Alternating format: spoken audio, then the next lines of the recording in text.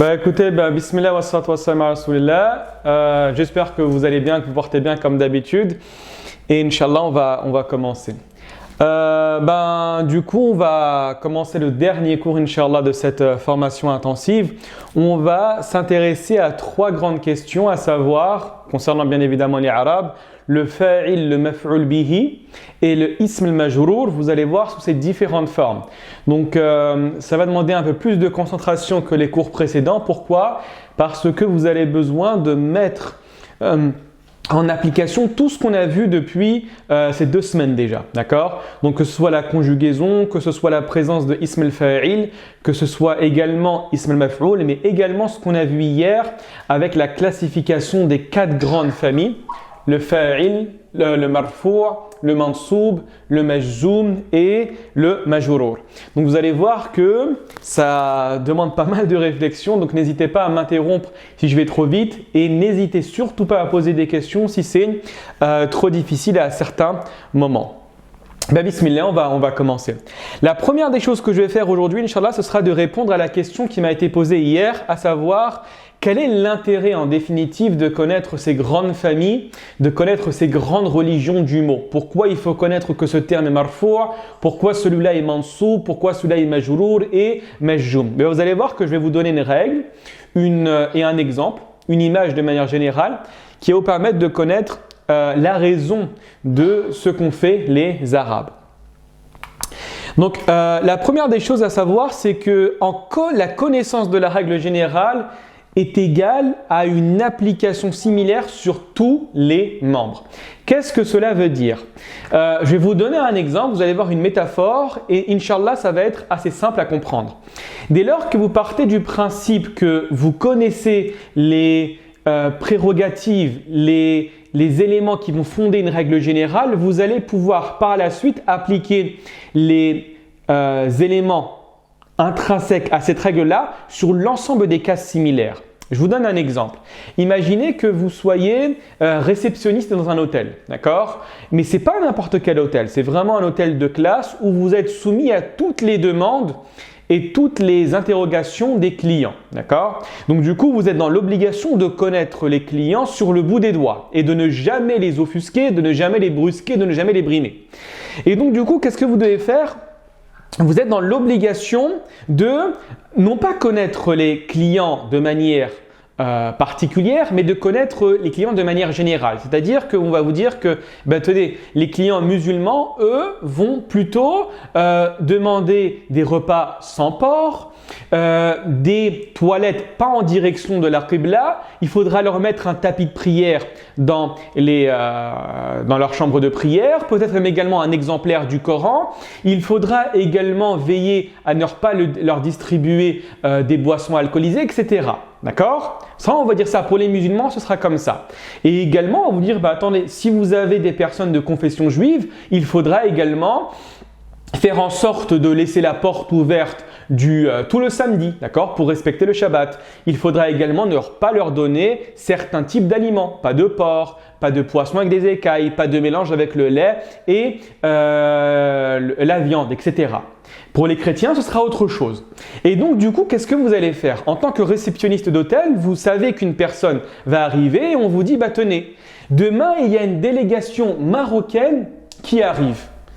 Et bien, puisque dans vos têtes, vous savez que cette délégation est marocaine et donc forcément, ici je caricature de manière générale, et donc forcément musulmane du premier membre au dernier membre, vous allez appliquer tout ce que vous avez appris pour les personnes musulmanes en direction des Marocains. Et si dans un an… Alors, je vais seulement éteindre les micros. Excusez-moi. Voilà. Merci. Très bien. Et donc, du coup… Si dans un environnement, dans un futur, dans un avenir proche, vous allez avoir une délégation d'Arabie Saoudite, vous allez faire exactement la même chose. Pourquoi? Parce que vous connaissez toutes les règles qui vont découler de personnes qui sont de confession musulmane. Et donc là, c'est exactement la même chose. Si on connaît l'ensemble des règles qui vont être appliquées pour le cas du marfou', vous allez voir que pour toutes les catégories grammaticales, toutes les fonctions grammaticales qui vont demander l'application du marfou', vous allez pouvoir l'appliquer directement. Exactement la même chose avec le mansoub, exactement avec le majrour. Le fait de connaître toutes les conditions pour que le mot soit majrour, pour que le mot soit mansoub, pour que le mot soit marfou, dès lors que je vais avoir un membre de certains mots. Par exemple, on va avoir le terme pour le marfou du fa'il, le sujet, mais ça peut être également le cas pour le mubtada, un deuxième mot qui rentre dans la famille du marfou, mais également la même chose pour le khabar, une troisième catégorie grammaticale qui va rentrer dans le marfou, mais également ce sera la même chose pour naïb al-fa'il, également une catégorie qui va rentrer dans le marfou. Et donc du coup, vous allez appliquer exactement les mêmes règles sur tous les mots que je viens de vous dire, dès lors que vous connaissez les grandes règles du marfou, du mansoub, du majrour et du majjoum. Donc en gros, en définitive, pour résumer tout ce que je viens de dire, dès lors que je connais les grandes règles des 4 grandes familles, des 4 grandes religions de mots, je vais être dans l'aisance, dans une certaine aisance, pour pouvoir appliquer la terminaison de chaque mot qui correspond parce que je sais à quelle famille il renvoie, à quelle famille il correspond. Et donc du coup, aujourd'hui, nous on va apprendre seulement 3 catégories de mots, d'accord? Mais tout ce que je vais dire va être applicable sur tous les mots qui vont être de la même famille. Donc, si je dis par exemple, je donne encore un exemple avec le réceptionniste d'hôtel, je vous dis que vous savez que pour les musulmans, il est interdit de consommer du porc, de l'alcool, il faut mettre un tapis de prière, il faut mettre un Coran, il faut les laisser partir pour la prière du vendredi, il ne faut pas les déranger le matin, etc. pour la prière. Et donc, du coup, si vous avez une personne qui vient d'Indonésie qui est musulmane, vous allez appliquer tout ce que je viens de dire. Si vous avez une personne qui est de Palestine et qui est musulmane, vous allez appliquer tout ce que je vais dire sans forcément connaître la nature de la personne là. Puisque directement on dit qu'il est marfou, ça s'appliquera sur lui. On dit qu'il est mansoub, ça s'appliquera sur lui. On dit qu'il est majjoum, ça s'appliquera sur lui. D'accord? Donc en gros, nous la première catégorie c'est de connaître la règle générale. Et plus vous allez avancer dans l'étude de la grammaire, plus vous allez connaître non pas les règles générales, mais vous allez vous intéresser aux cas particuliers. Quelles sont les particularités du Marocain dans son islamité? Quelles sont les particularités du Tunisien, de l'Algérien, du Sénégalais, du Malien dans son islamité? Et bien c'est exactement la même chose. Donc vous allez voir que par exemple pour le fa'il, puisqu'il est marfou, il aura des particularités. Après, le naïb al-fa'il, puisqu'il est marfou, il aura également des particularités. Le khabar, puisqu'il est marfou, il aura des particularités, etc. Mais la première des choses, c'est de commencer par la règle générale. Ça, par rapport à ça, tout le monde, j'espère avoir été compris. J'espère que c'est assez clair. En tout cas, s'il reste quelques ambiguïtés, on va essayer de les dissiper au fur et à mesure du cours, Inch'Allah. D'accord? Donc n'hésitez pas, si vous avez des questions, posez-les. D'accord? Très bien. Donc aujourd'hui, Inch'Allah, on va s'intéresser au fa'il. Fa'il, on l'a vu hier plutôt, on l'a vu et on a dit que c'était le sujet, celui qui fait l'action dans une phrase verbale. Et on a dit que le fa'il, c'était l'archétype du marfou', c'est-à-dire l'élément par lequel on va comprendre toutes les règles du marfou'. Tous les autres mots qui vont être marfou' vont se décliner exactement comme le fa'il, que ce soit au singulier, au duel et au pluriel. D'accord? Très bien. Donc regardez bien, on a dit que le fa'il est marfou'. Et donc, marfou', c'est une religion, c'est une famille. Il va avoir une manifestation extérieure. Et on a dit que quand on est au mufrad, c'est-à-dire au singulier, il y aura une manifestation, au duel une autre manifestation et au pluriel une autre manifestation, raison pour laquelle c'est ce qu'on va faire aujourd'hui. On va essayer d'expliquer, on va essayer de montrer toutes les déclinaisons du marfou'. Donc regardez bien, le marfou' au mufrad, c'est-à-dire au singulier, son signe est la dhamma pour le mufrad singulier, mais également pour le pluriel irrégulier, pour le jam' at-taksir. Alors là, gardez bien en tête à quoi correspond le jam' at-taksir. En arabe, c'est pas comme en français pour le pluriel. En arabe, le pluriel, vous savez, en français, c'est extrêmement simple. Il suffit en général de mettre un S. Maison, maison avec un S, c'est du pluriel. Bijou, je mets un X, c'est un pluriel, etc. Donc, c'est assez simple. En arabe, malheureusement, ça ne fonctionne pas comme ça. Vous avez, on va dire, pour faire assez simple, 3 grandes catégories de pluriel. D'accord? Vous avez le pluriel régulier masculin, le pluriel régulier féminin et le pluriel irrégulier. Sachant qu'en arabe, la quasi-majorité des pluriels sont des pluriels irréguliers, ce qu'on appelle en arabe jam' at-taksir. D'accord? Donc moi, je vais commencer par expliquer rapidement le pluriel régulier masculin. Le pluriel régulier masculin, vous allez garder la racine du mot et vous allez rajouter quelque chose. On va l'évoquer après, Inch'Allah. D'accord? Et ce pluriel-là est utilisé uniquement pour les personnes douées de raison ainsi que leur qualité. D'accord? Je prends par exemple le terme de mu'allim, professeur. Je me pose la question, est-ce que mu'allim, c'est la qualité d'un être doué de raison, d'un être humain? Oui, donc je vais appliquer ce type de pluriel. Je me pose la question également, muslim, musulman. Est-ce que c'est la qualité d'une personne qui est douée de raison? Oui, donc je vais appliquer ce type de pluriel. Pour le féminin, on ne va pas l'évoquer parce que malheureusement il est trop lent, il est trop difficile, il demande beaucoup plus de règles que les autres. La seule chose qu'il faut savoir, c'est que on garde la racine et on rajoute la terminaison at. Sayyara, sayyarat, muslimat, salihat, saimat. Donc en général, quand vous entendez un mot qui se termine par at, c'est un pluriel féminin régulier. Mais nous, ce qui nous intéresse ici, c'est le jam' at-taksir, c'est-à-dire le pluriel irrégulier. En gros, qu'est-ce que ça veut dire? Ça veut dire que je vais avoir un mot au singulier, mais dès que je vais basculer au pluriel, ça va ne respecter aucune règle. D'accord? Imamun, pour dire un imam, son pluriel c'est a'immatun. Il n'y a pas de règle. Je vais avoir babun, pour dire une porte, le pluriel abwabun. Il n'y a pas de règle. Je vais dire mesjidun pour dire une mosquée, son pluriel masajid, etc. Donc ça c'est ce qu'on appelle le jam' at-taksir, d'accord? Donc dès que je vais être confronté à un mufrad, c'est-à-dire un singulier, ou bien un pluriel irrégulier, ce qu'on appelle un jam' at-taksir, et que le mot est fa'il, c'est-à-dire qu'il fait l'action dans la phrase, il sera donc considéré comme marfou', il portera une dhamma. Obligatoirement, il portera une dhamma. Laissez-moi vous donner un exemple. Vous avez en face de vous la phrase suivante. Taktubu at-talibatu risalatan li abiha. Est-ce que tout d'abord, vous pouvez me dire où est le fa'il? Est-ce que quelqu'un peut me le dire? Où se trouve le fa'il dans cette phrase? Exactement. Ce terme est marfou', mansoub, majjoum ou majrour? Exactement. Comment tu as su qu'il était marfou'? Exactement. Est-ce que dans la phrase, on a un autre terme qui est marfou'?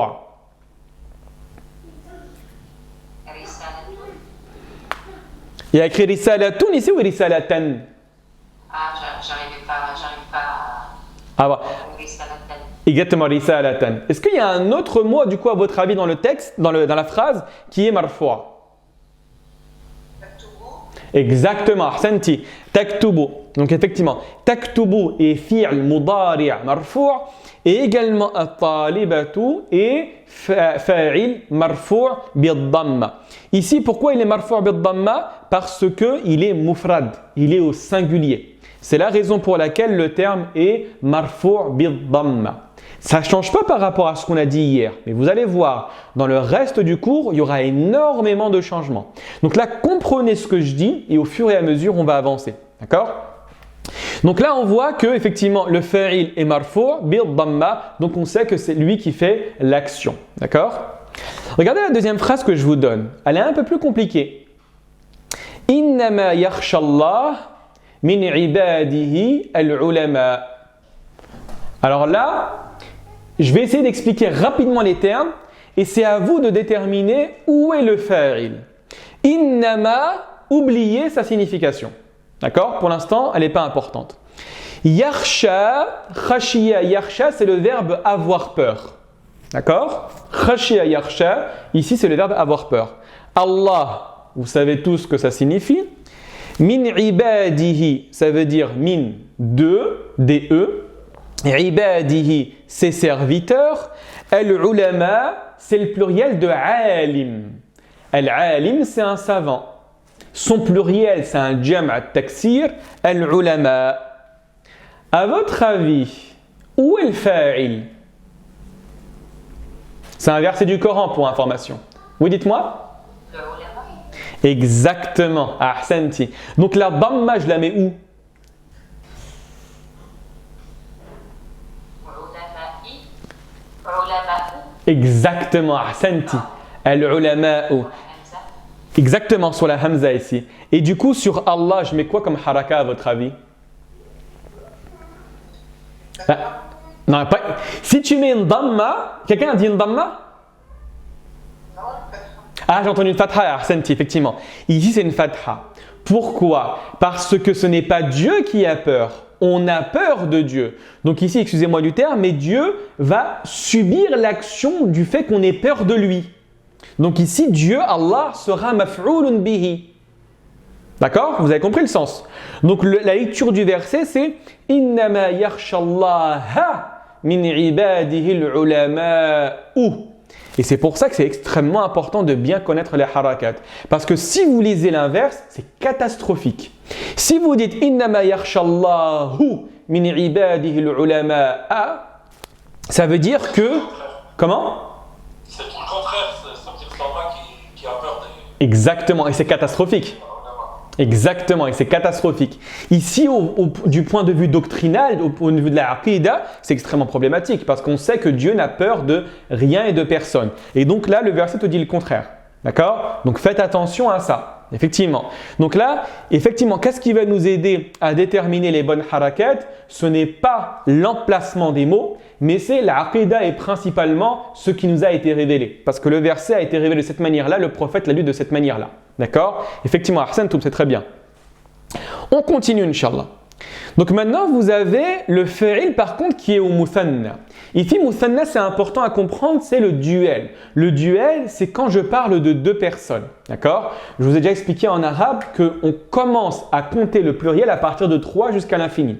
Mais quand il y a seulement deux personnes, deux individus, deux idées, deux concepts, ce sera le muthanna et donc ce n'est pas considéré comme du pluriel. D'accord? Donc le muthanna quand il est marfou', il ne va pas se manifester avec une dhamma. Là, ça va radicalement changer. Il va se manifester avec la terminaison ani. Donc en gros, qu'est-ce que vous faites? Vous prenez la racine du mot walad, masjid, madrasa, kitab et à la fin, je rajoute ani, écrit de cette manière-là pour dire qu'il y en a deux. C'est pas la peine de mettre le chiffre 2 juste avant. Vous prenez kitab, kitabani, walad, waladani, bab, babani, yad, yadani, pour dire qu'il y en a deux, sans la présence du chiffre. Et donc du coup, quand le terme est au muthanna, il sera écrit de cette manière-là quand il est marfoua. Et vous allez voir, quand le terme va être mansoub ou majjoum, la terminaison, ce ne sera pas ani. Donc il n'y a pas de jeu entre une sélection de ani ou de son opposé comme on verra par la suite, Inch'Allah. Je vous donne un exemple. Vous avez en face de vous yakhruju al-waladani min ad-dari. Ici, à votre avis, est-ce qu'il y a un terme qui est marfoua? À votre avis?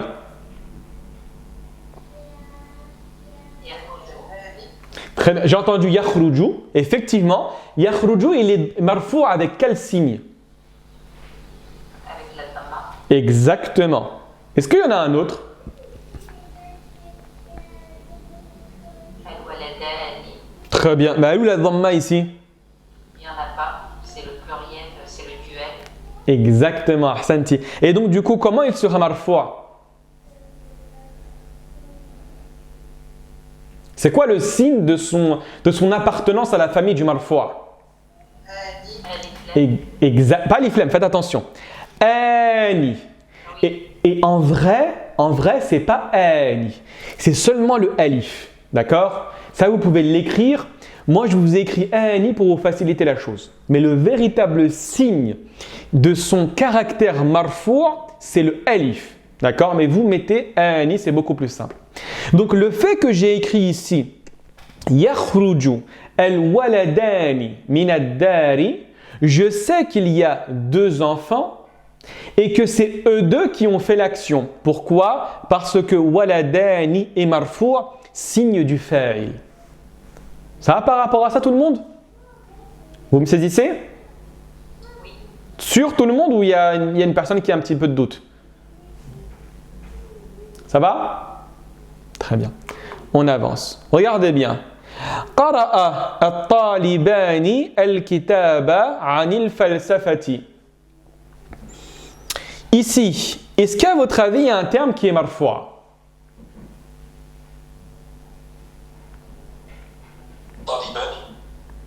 Exactement, Ahsant, très bien. الطالبان. ما معنى كلمة الطالبان؟ ما معنى؟ Deux étudiants. Exactement, effectivement. À votre avis ici, est-ce que c'est taliban qui font l'action ou pas? Est-ce que c'est eux le fa'il? Oui. Pourquoi? Bah, ils sont. Comment dire ça? Bah, c'est le sujet, c'est le fa'il. Pourquoi on sait que c'est taliban le fa'il? Avec la terminaison. Exactement.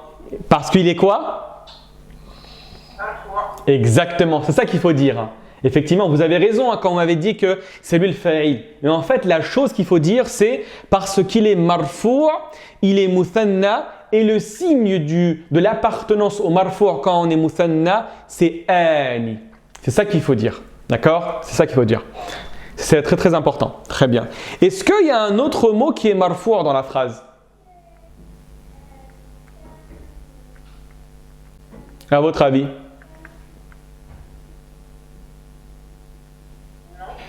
Effectivement, il n'y en a pas. Effectivement. On va avoir... ce mot est mansoub ou pas? Il y a une fatha à la fin.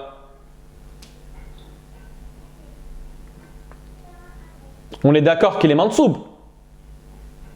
Oui. Sûr?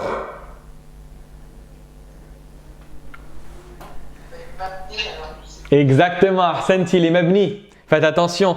On a dit que le fi'l mardi est mabni. C'est-à-dire qu'il n'est pas soumis à l'i'rab. D'accord? Faites attention à ça. Effectivement, vous avez raison.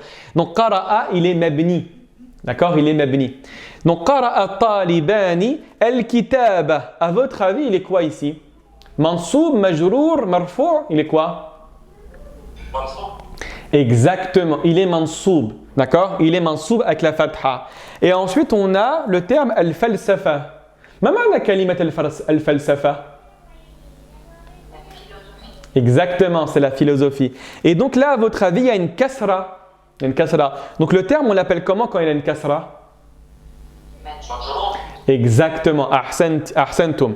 Et il est majrour à cause de quoi? C'est la particule. Exactement. Harf al-jar. Exactement, à cause de la harf al-jar et donc de la particule. Donc là, on voit qu'on a une phrase qui est un peu plus difficile que ce qu'on a vu hier. Qara'a fi'l madi mabni.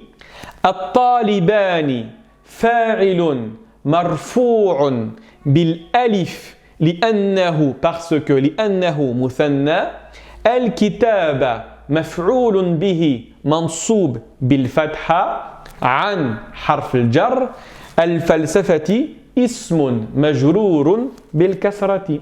C'est comme ça qu'on fait de l'analyse grammaticale. D'accord? Très bien, ahsantum. On continue. Donc maintenant, on va voir, on a vu le singulier, on a vu le duel, on a vu le pluriel irrégulier, ce qu'on appelle jam' al-taksir. Là, on va voir le pluriel masculin régulier ou jam' al-mudhakkar as-salim. Regardez bien. Son signe va être una pour le jam' al-mudhakkar as-salim. Et quand je dis una de cette manière-là, c'est-à-dire vous gardez la racine du mot et vous accrochez à la fin una. Et faites attention, il y a beaucoup de personnes qui tombent dans l'erreur avec ce pluriel-là. Il ne fonctionne uniquement que pour les personnes qui sont douées de raison ainsi que leurs particularités, leurs spécificités. Muslim, oui, muslimoun. Français, oui, faransi, faransiyoun. Muallim, muallimun. Mudarris, mudarrisoun, etc. Mais il y a certains mots pour lesquels ça ne marche pas. D'accord? Je prends par exemple le terme de rasoul. Rasoul, vous êtes d'accord avec moi que c'est un doué de raison. C'est le messager. Mais par contre, les Arabes n'ont pas dit rasouloun. Ils n'ont pas dit ça. Ils ont utilisé ici un jam' al-taksir. Ils ont dit rusul. Ar-rusul. Donc du coup, on suit ce qu'ont dit les Arabes. et on ne va pas inventer, même si la règle nous le permet. D'accord? Également, le terme de rajul. On a le droit de dire en arabe ar-rajuluna. D'accord? Même si la règle nous le permet, ce n'est pas ce qu'a prononcé les Arabes. Les Arabes ont utilisé ici un jama' taksir. Ils ont dit rajul et son pluriel rijal. D'accord? Donc on est dans l'obligation de suivre ce qu'ont fait les Arabes. D'accord? Donc ici, qu'est-ce qu'on fait? Dès lors que le terme est marfou', je suis dans l'obligation de rajouter à la fin comme terminaison una. C'est comme ça que je fais. D'accord? Je vais vous donner certains exemples. Vous avez en face de vous yakhrujul muslimuna min al-masjidi. Donc ici, à votre avis, bon, c'est assez simple. Il est où le fa'il? أين الفاعل؟ أحسنتم. الفاعل هو المسلمون. هل الفاعل مرفوع في هذه الجملة؟ Est-ce que le terme est marfou' dans cette phrase? نعم. لماذا? Pourquoi? أحسنتي. بسبب à cause de. بسبب أونا. أحسنتي. فكلمة المسلمون مرفوع بالواو. Ici, c'est exactement comme je vous ai dit tout à l'heure. D'accord? Dans ani, le véritable signe du marfou', ce n'est pas le ouna entier. C'est pour faciliter. C'est le waw. D'accord? Donc vous allez dire marfou' bil waw. Ici, il y a une faute. Marfou' bil waw li'anna al-fa'il jam' mudhakkar salim et pas muthanna. Faites attention. D'accord? Parce que le terme est jam' mudhakkar salim. Très bien. Donc yakhrujul muslimuna min al-masjidi. Vous voyez pas une petite erreur en apparence? Regardez bien la phrase. Yakhruju al-muslimuna min al-masjidi. Il n'y a pas quelque chose qui vous surprend? Le verbe. Exactement. Qu'est-ce qu'il a le verbe? Mais il est au singulier au lieu d'être au pluriel. Exactement. Regardez bien. Le verbe est au singulier et il n'est pas au pluriel. En français, je dis par exemple, les musulmans sortent de la mosquée. Je suis dans l'obligation d'accorder le verbe avec le sujet. Donc sortent, ce sera ENT. En arabe, non. En arabe, gardez bien ça en tête. Et ça, c'est la deuxième règle dans laquelle énormément de personnes tombent. D'accord? Ou plutôt ne respectent pas. C'est le fait de se dire qu'en arabe, dès que je vais commencer la phrase par le verbe va toujours rester au singulier. D'accord? Il ne bouge pas. Si le sujet après, le fa'il, est au duel, ou il est au pluriel, ou il est au singulier, le verbe restera toujours au singulier. Ça, c'est une règle à connaître aujourd'hui. On va dire, par exemple, les musulmans ont mangé au restaurant. Je ne vais pas dire akalou al-muslimuna fil mat'ami. Non, je vais dire akala al-muslimuna fil mat'ami. Par contre, si je dis les musulmanes, donc al-muslimat, là, je vais faire exactement la même chose. Et par contre, je vais l'accorder en genre. Je vais dire akalat al-muslimatu fil mat'ami. Donc faites attention à ça. C'est une faute effectivement en apparence, mais dans les faits, ce n'est pas du tout une faute. C'est comme ça qu'on prononce en arabe. Maintenant, je vous donne une deuxième phrase. Regardez bien. Akala al-muallimuna ba'd al-ma'kulati fil mat'ami. Est-ce que ici on a un fa'il qui va être au jam' mudhakkar salim, au pluriel masculin régulier?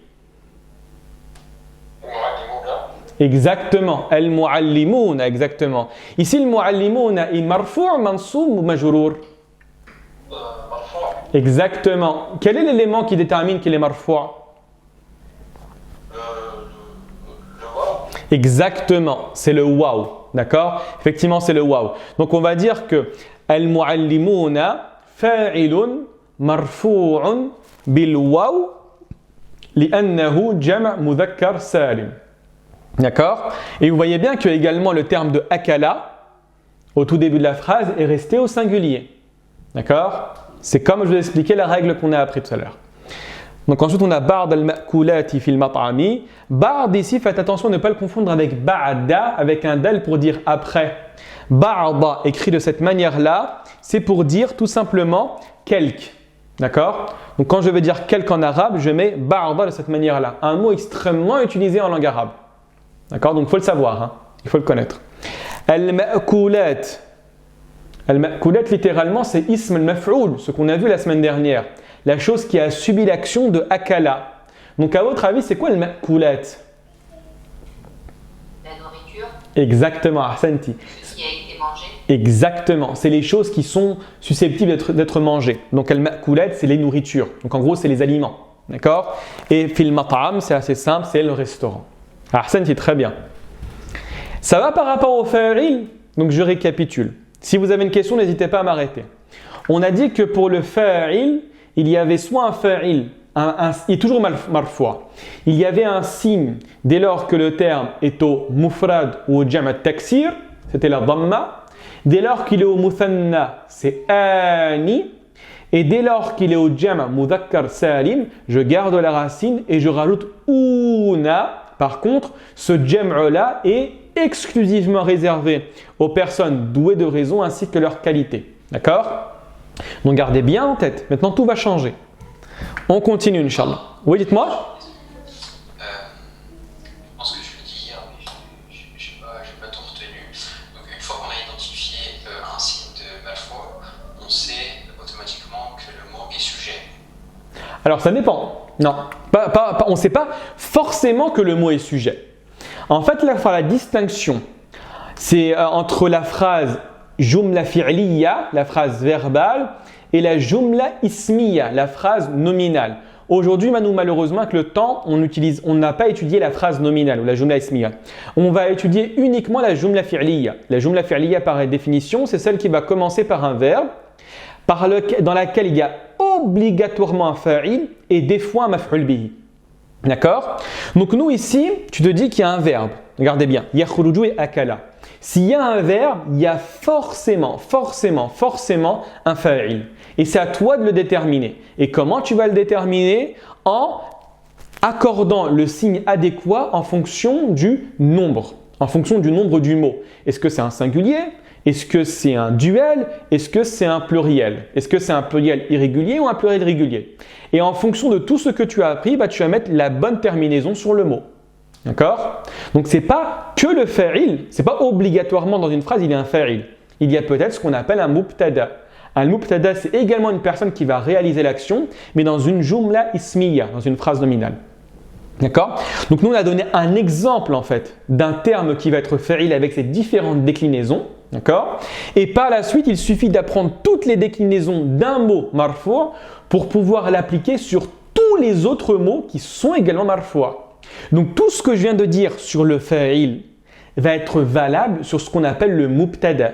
Mubtada, c'est par exemple al-waladu kabirun, donc c'est le waladu. D'accord? Donc lui, il va être marfou' bid-damma quand il est au singulier, marfou' bi-ani quand il est au duel et marfou' bi-una quand il est au pluriel. D'accord? Donc nous, on a vu un archétype, on a vu un modèle sur lequel vous pouvez vous baser pour connaître les terminaisons. D'accord? Mais ça, après, malheureusement, ça demande un peu plus de temps. Un peu plus de temps. D'accord? Ça va? Je me suis fait comprendre? Oui, merci. Très bien, plaisir. On continue, Inch'Allah. Donc maintenant, on va s'intéresser au maf'ul bihi.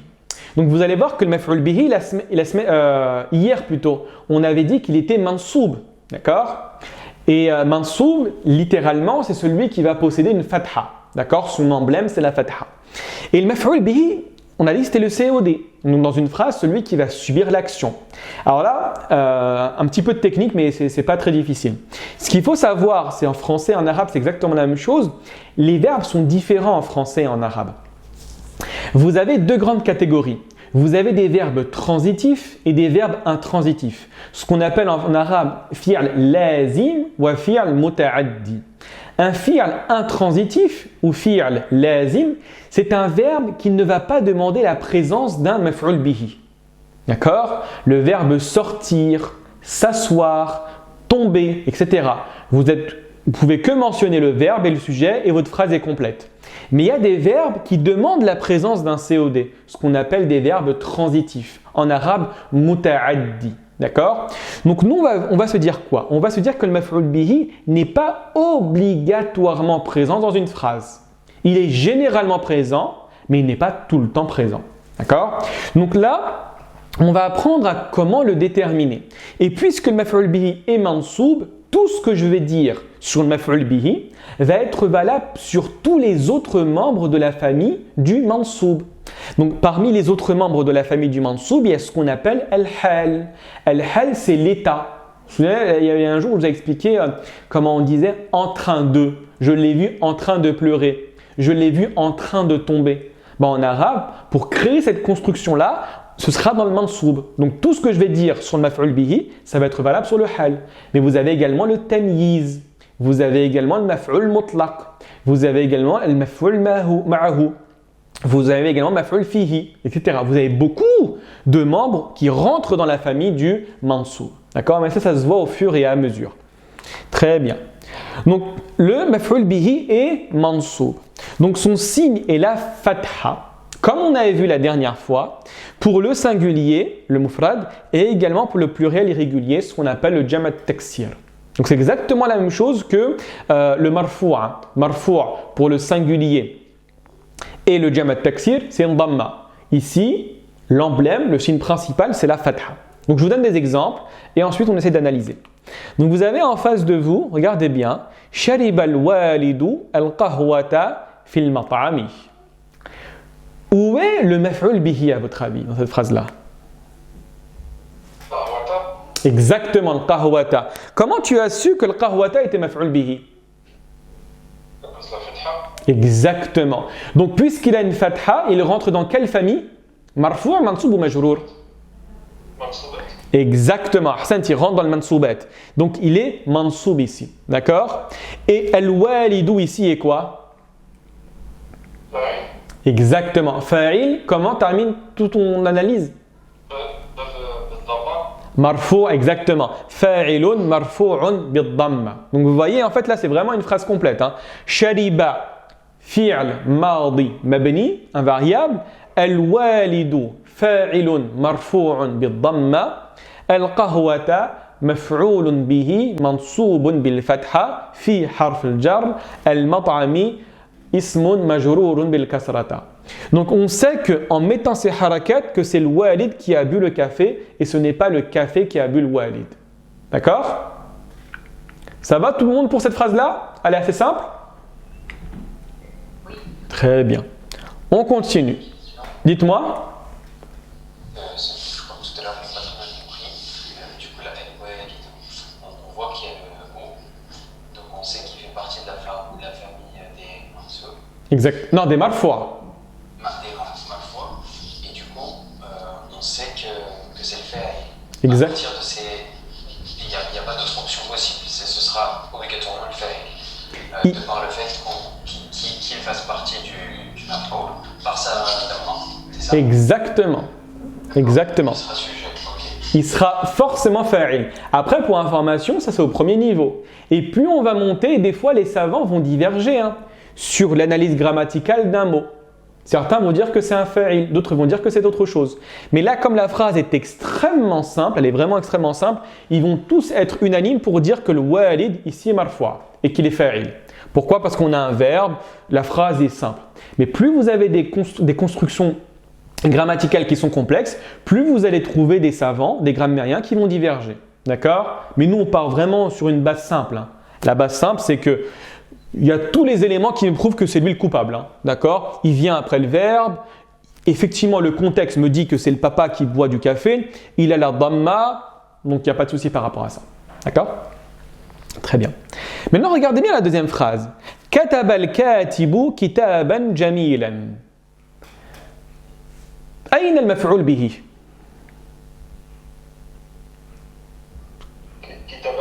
Exactement. Le maf'ulun bihi, c'est kitaban. Pourquoi c'est lui le maf'ul bihi?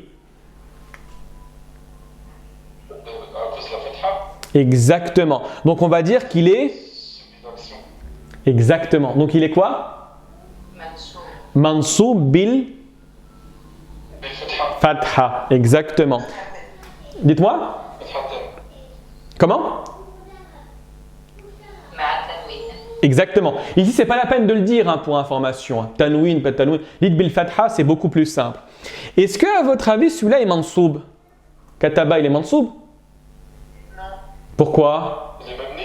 Exactement. Tombez plus dans le piège. Hein. Exactement, il est mabni ahsantum.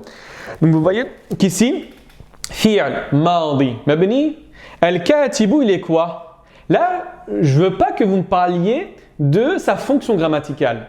Je veux que vous me parliez de son origine, de sa nature. Al-katibu, c'est quoi? Comment?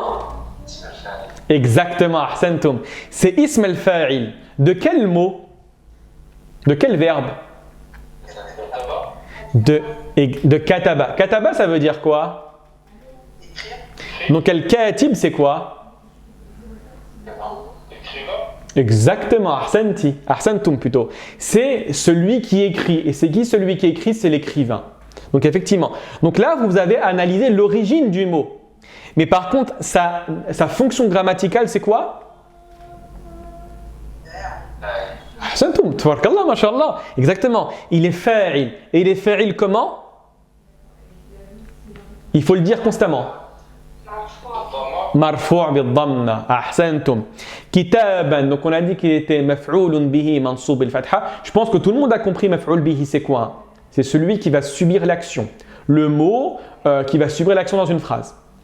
Et jamilan, à votre avis, c'est quoi? Pareil. C'est un maf'oul bihi? J'ai entendu, je crois, le terme. C'est quoi? Bah, c'est un. Je sais plus comment vous avez dit. Il suit notre pays. Exactement. Il suit maf'oul bihi. Il va donner une indication supplémentaire. Jamilan, ça veut dire beau. Est-ce que, à votre avis, jamilan, je peux le supprimer, la phrase reste complète? Oui. Exactement. Donc, c'est quoi, à votre avis, un petit mot qu'on rajoute qui n'est pas forcément important et qui. Un adjectif, ahsant, très bien. Donc c'est ce qu'on appelle en arabe un na'at ou une sifa. D'accord? Et contrairement en français, le na'at en arabe, regardez bien, c'est un petit cours qu'on fait en 3 minutes et ça va vous aider énormément pour pouvoir le définir. Ici, il va toujours se trouver après le mot qu'il qualifie et pas avant. Hein. D'accord? Avant, il peut se trouver, mais pas tout de suite. Ça se voit après. Mais en général, il se trouve après. Et il va le suivre dans tout. C'est une copie. En arabe, on appelle ça les tawabi', c'est-à-dire certains mots qui vont suivre leurs prédécesseurs dans absolument tout, et principalement dans 4 éléments. Au niveau du genre, masculin, masculin. Au niveau du nombre, singulier, singulier. Au niveau du défini et de l'indéfini, ma'rifa et nakira, tanwin, tanwin. Et également au niveau de l'i'rab. Puisque celui-là est mansoub, celui-là sera forcément mansoub. Donc, kitaban jamilan, un beau livre. D'accord? Donc, c'est comme ça qu'on crée le na'at ou l'adjectif en langue arabe. Il se trouve toujours après et il est dépendant du mot précédent, qu'on appelle ici le man'out. Le man'out ou le mawsouf. D'accord? Le mawsouf. Très bien, Hassantoum, très bien.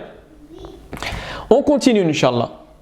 Ensuite, vous avez le terme qui va être mansou, mais par contre pour le muthanna, le signe à la fin est plus ani, mais il va être aini.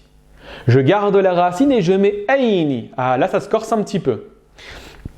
Al-waladaini, al-madrasataini, al-rajulaini, al-kursiyaini, etc. Al-tawilataini. Donc, il y a un choix à faire constamment dans une phrase. Quand le mot est au muthanna, il aura 2 terminaisons possibles.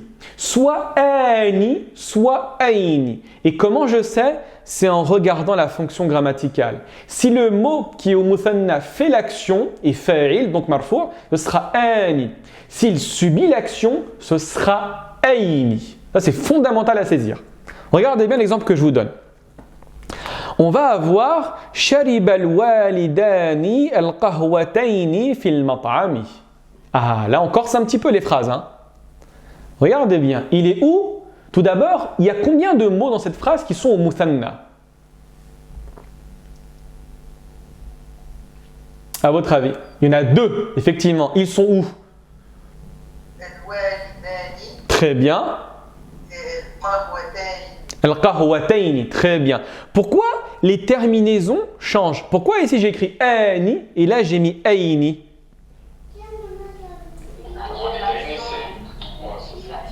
Pourquoi? Excusez-moi, j'ai pas entendu. Il y en a un qui subit l'action et l'autre qui fait l'action. Exactement. Regardez bien. Shariba al-walidani. Ce mot ici est marfou ou mansoub? Marfou. Pourquoi? Marfou, c'est le fa'il avec l'alif. Exactement, c'est exactement ça. Ici, le mot est fa'il, marfou' bil alif, parce que c'est lui qui fait l'action.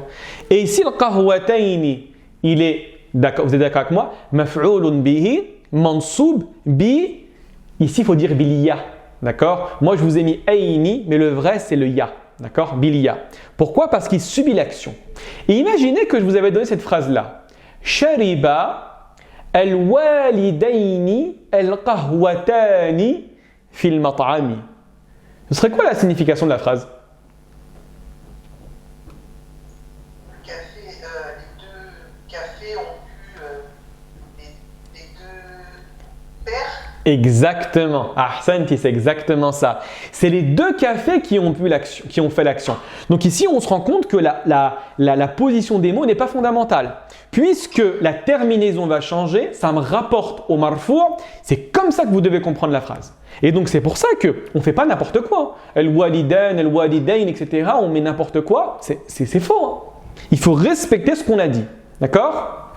Ça va pour ça tout le monde ou pas? Ou vous voulez que je réexplique sincèrement? Très bien, je répète. Regardez bien. Ici, on a dit que al-qahwatayni, comme je l'ai mentionné ici, subit l'action. Le maf'ul bihi, il subit l'action. Donc, quand il est au muthanna, c'est-à-dire qu'il est au duel, on parle de deux éléments, la terminaison va forcément changer. Quand le mot au duel fait l'action, sa terminaison, ce sera ani. Mais quand le mot au muthanna subit l'action, il est donc maf'ulun bihi, mansoub, il sera avec la terminaison aini. Donc, ce qu'il faut garder en tête, c'est comme ça. Quand je fais l'action, c'est ani. Quand je subis l'action, c'est aini. D'accord? Donc, le marfou', c'est ani. Le mansoub, c'est aini. D'accord? Et donc, là, on voit son application de manière extrêmement claire. Je vois shariba al-walidani al-qahwatayni fil mat'ami. Donc, on voit ici le verbe shariba, à savoir boire. D'accord? Ensuite, al-walidani, c'est eux qui font l'action de boire. Donc le terme est au muthanna, c'est les deux papas, les deux parents. D'accord? Donc c'est ani. Mais comme les cafés sont bu, ils ne font pas l'action, ils subissent l'action, ce sera aini, al-qahwatayni et non pas al-qahwatani. C'est ça l'explication en fait. Ça par rapport à ça? En fait, quand on lit la phrase, il y a quand même une petite subtilité. C'est la personne qui va dire cette phrase comme ça rapidement, il faut vraiment bien prêter l'oreille pour bien différencier qui fait l'action et qui subit l'action. Au début, c'est juste une lettre en fait quasiment, c'est le ya qui change tout. Exactement, au début, sincèrement, au début, mais après à force d'apprendre comme ça, vous allez voir que ça devient un automatisme. Sincèrement, hein. Au début c'est vrai, c'est pas évident. Et après, à force d'entraînement, à force de répéter, à force de comprendre la règle, on comprend que c'est extrêmement clair et c'est logique. Il y a une idée derrière tout ça. Mais c'est comme tout, hein. Sincèrement, c'est comme tout. Hein. D'accord? Je vous donne une deuxième phrase. Regardez bien. Kataba al-katibu kitabayni nafi'ayni. D'accord? Donc ici, qui peut me dire où est le maf'ul bihi?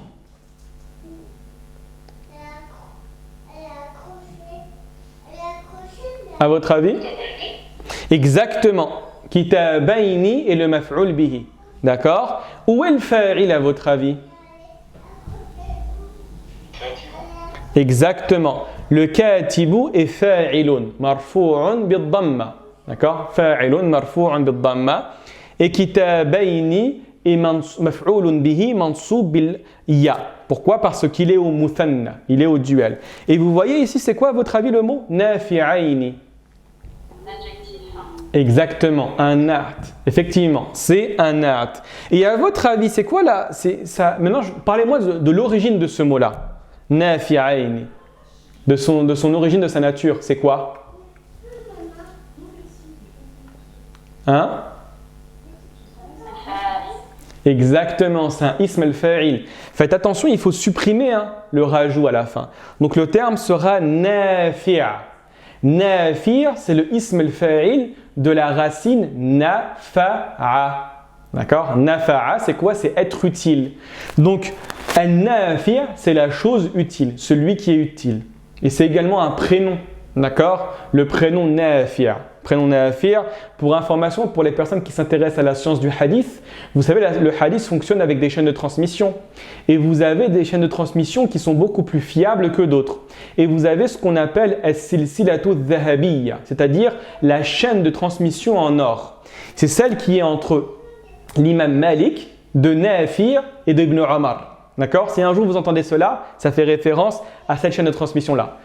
Malik a entendu de Nafi' qui était l'esclave affranchi de Abdullah ibn Omar, le fils de Omar ibn al-Khattab. C'est ce qu'on appelle la silsilatu dhahabiyya, la chaîne en or. Donc Nafi' c'est également un prénom. Ça va par rapport à ça tout le monde? Très bien. On continue maintenant avec, on a le temps encore un petit peu ou pas? Il faut qu'on avance un tout petit peu plus vite pour qu'on termine, Inch'Allah, rapidement. Donc regardez bien, le mansoub ici, quand le terme est au pluriel régulier masculin, ou le jamal mudhakkar salim. Tout à l'heure, on a dit qu'il fallait rajouter una. D'accord? Il fallait rajouter una. Ici, il ne faudra plus rajouter una, il faudra rajouter ina. On ne va pas dire al-muslimuna, on va dire al-muslimina. On ne va pas dire al-faransiyuna, on va dire al-faransiyina.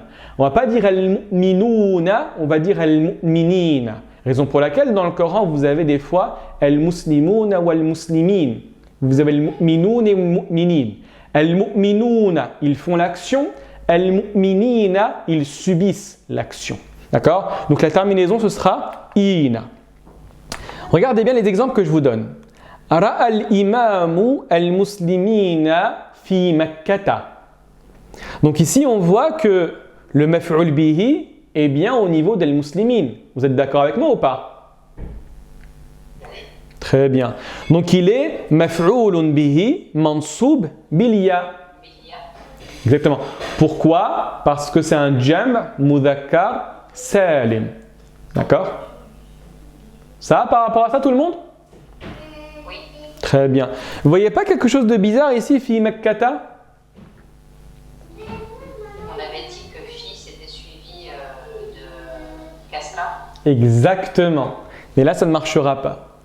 Vous vous souvenez, hier, je vous avais parlé de certains hypocrites. D'accord? C'est des mots qui, en apparence, sont mansoub ici. D'accord? Il y a une fatha, il est mansoub. Mais en fait, c'est un hypocrite. D'accord? Ce qu'on appelle ici le mamnou' min as-sarf. Les diptotes. D'accord? Et donc, du coup, ici, en fait, le terme est majrour. Mais il est majrour avec une autre apparence. Mais ça, je pense que vous le verrez un peu plus tard, Inch'Allah. Très bien. On continue, Inch'Allah. Ensuite, vous avez darabu al-mudarrisina fil jami'ati. Ici, à votre avis, où est le maf'ul bihi?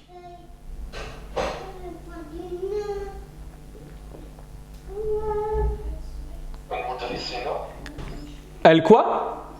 Al-mudarrisina? Exactement.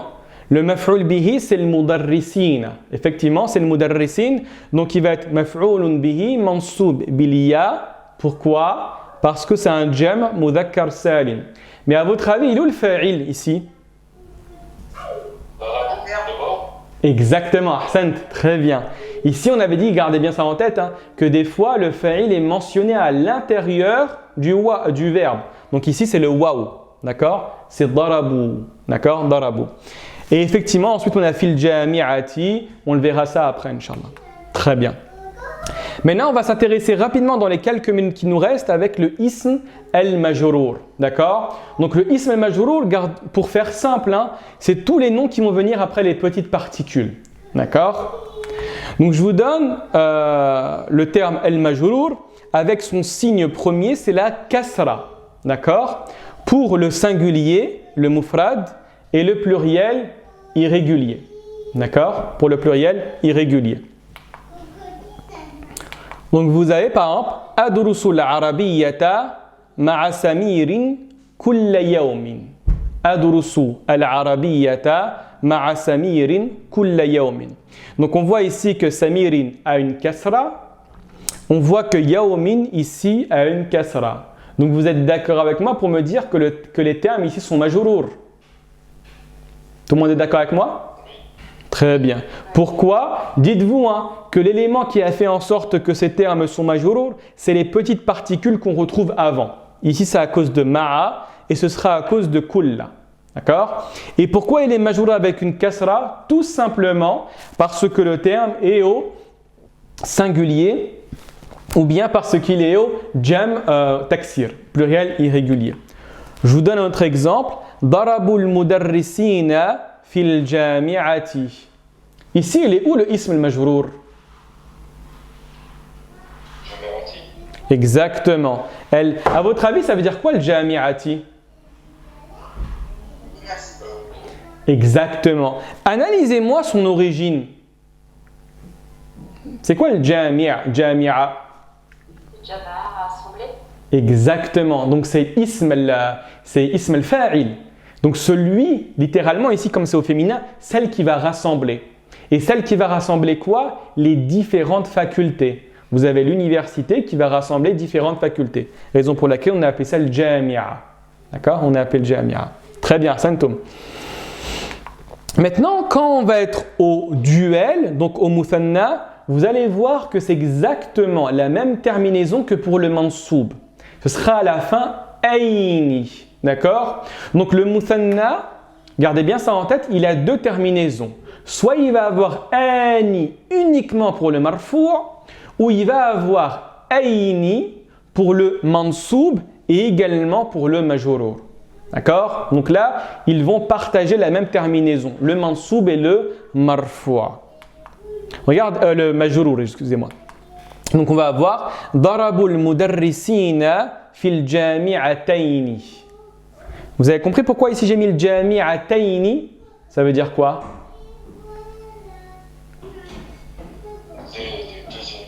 Exactement. Ça fait référence aux deux universités à cause de la particule fi.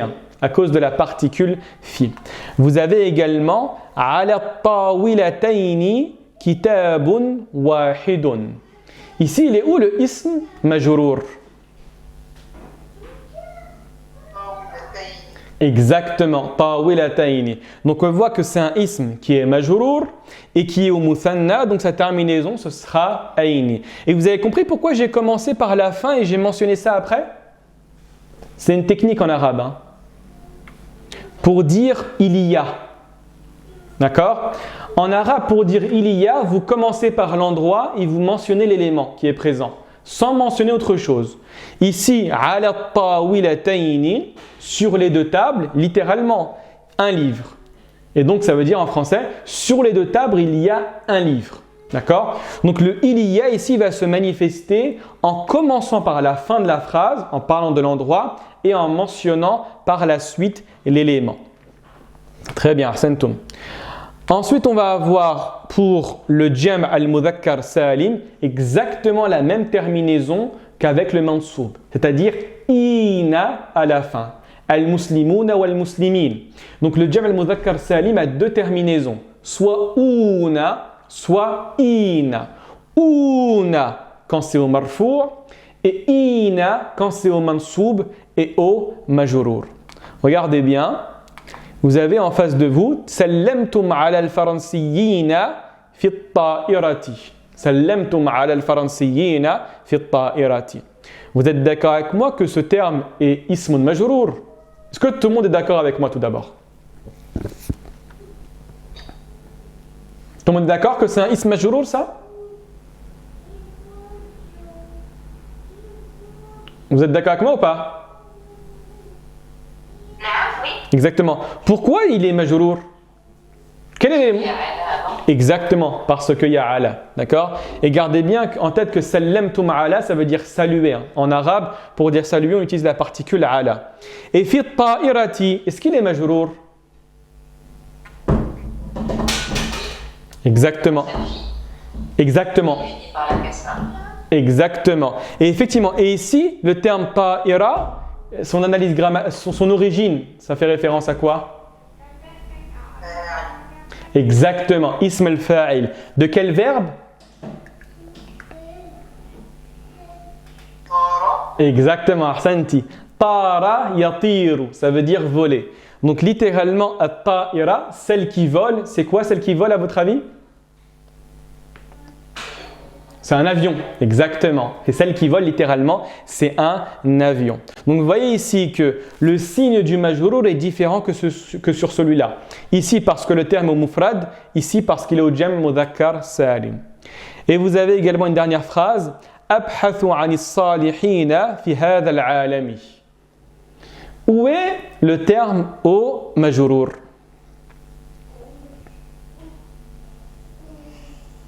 الصالحين Exactement. Il est majrour à cause de quoi? Exactement, à cause de an. Et comment on le sait qu'il est? C'est quoi le signe extérieur qu'il est majrour? Exactement, c'est le ya, c'est la terminaison ina. Est-ce que dans cette phrase, vous avez un autre élément qui vous prouve que qu'il y a un autre terme qui est majrour? العالمين Exactement, al-alami. D'accord? Al-alami à cause de la kasra. Et c'est quoi l'élément qui prouve que qu'est-ce qui a fait en sorte que le mot est au majrour? Exactement, c'est le fi. Hein. D'accord? C'est le fi qui a eu un impact sur ce mot-là par l'intermédiaire de celui-là. D'accord? C'est ce qu'on appelle le bedel, mais c'est un petit peu complexe. D'accord. Très bien. Donc voilà, du coup, on est arrivé à la fin de ces 6 grands cours sur la grammaire. J'espère qu'ils vous ont plu. J'espère qu'ils vous ont été profitables. Je ne sais pas si vous avez des questions. En tout cas, n'hésitez surtout pas. Ça va? Vous avez tous compris dans l'ensemble? J'avais une question par rapport aux prépositions là qu'on vient de voir. Oui? C'est pas toutes les prépositions qui entraînent le majrour. Alors en fait, quand je dis préposition, il y en a beaucoup en arabe, d'accord? Vous avez une catégorie qui vont rendre pratiquement tous les termes majrour, d'accord? Ce qu'on appelle huruf al-jar, le bi, le an, le fi, le ala, etc. Ensuite, vous avez une deuxième catégorie de particules entre guillemets qui vont rendre le terme majrour. Ce seront tous les petits mots qui vont donner l'indication de temps ou de lieu. D'accord? Fawqa, au-dessus, tahta, en dessous, baina, entre, hawla, autour, etc. Et vous avez effectivement d'autres particules qui ne vont pas rendre le terme majrour, mais c'est une minorité. La quasi-majorité des particules vont rendre le terme qui est après majrour. Mais ce n'est pas toutes, c'est vrai. Par Ouais. exemple, dans le cas de Ina et ses sœurs, Exactement. on considère que les mots ils sont au cas Mansoub ici. Effectivement, quand on prend inna wa akhawatuha, donc inna, lakinna, ka'anna, etc., elles vont avoir une influence non pas sur le majrour, mais sur le mansoub. Effectivement. Mais sinon, la quasi-majorité, hein, y a même des mots qui vont rendre le terme après marfou. Hein. Prenez le terme de haythu, par exemple. Haythu, le mot qui vient après est marfoua. Mais ça reste rare. Partez-vous du principe que si j'ai une petite particule, en général, le mot qui est après va être majrour. En général. Mais c'est vrai que ça ne marche pas pour tous les cas. Je prends par exemple toutes les particules de négation, ça ne marchera pas. Ce qu'on appelle adawat ou l'istifham, les particules interrogatives, ça ne marchera pas également. D'accord?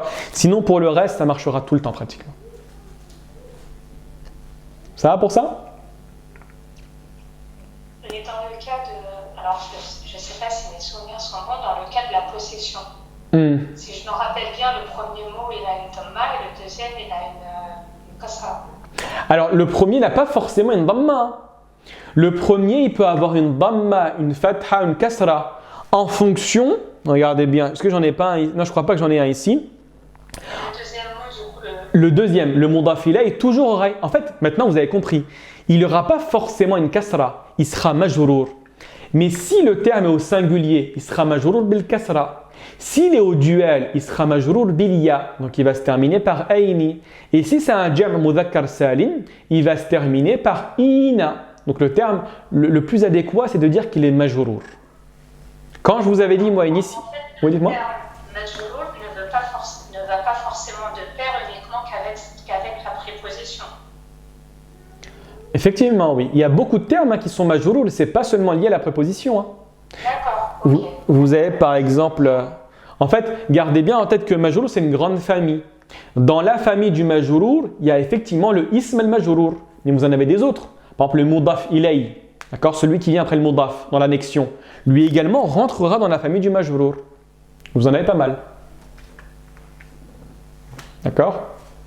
Nous, on en a appris un qui va s'appliquer sur tous les autres membres de sa famille.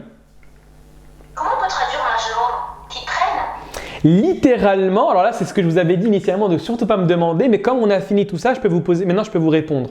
Majrour, littéralement, ça veut dire celui qui est traîné. D'accord?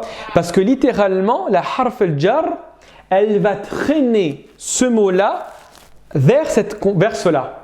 C'est-à-dire que ça va rapprocher ce terme-là de cet ensemble-là. On ne peut pas avoir une phrase « Sallamtum ala al-faransiyin » et après « at-ta'ira ». D'accord? Littéralement, vous avez salué les Français et après « avion ». Non, il faut un mot qui va venir ramener cet élément-là vers la phrase principale. C'est quoi? C'est ce qu'on appelle les harf al-jar. C'est pour ça qu'on les a appelés harf al-jar. Littéralement, les lettres qui vont rapprocher, les lettres qui vont tirer une notion vers une autre. C'est ça en fait. Ça va par rapport à ça? Donc ça, il n'y a pas d'équivalent en fait en français là par rapport à ces quatre familles, c'est spécifique à la langue arabe. Exactement. Sincèrement, c'est spécifique à la langue arabe. D'accord? Le terme de marfou également, en général, on va le traduire par le cas direct, le cas indirect, mais c'est pas très précis. C'est mieux de la comprendre en arabe, au début sans aucune explication du sens étymologique, pour comprendre les fonctions. Et ensuite, dès qu'on a compris, ah, marfour, ça rentre dans ça, majrour, ça rentre dans ça, on peut commencer à rentrer dans la philosophie de la terminologie. Et après, à ce moment-là, on va comprendre un peu plus le sens. Mais commencer directement par une traduction qui est imposée, wallah, là, moi, je pense que c'est problématique parce qu'on va dénaturer la langue arabe de sa philosophie, de son étymologie et de son sens. Hein. D'accord? En disant que ça, c'est un cas direct, ça, c'est un cas indirect.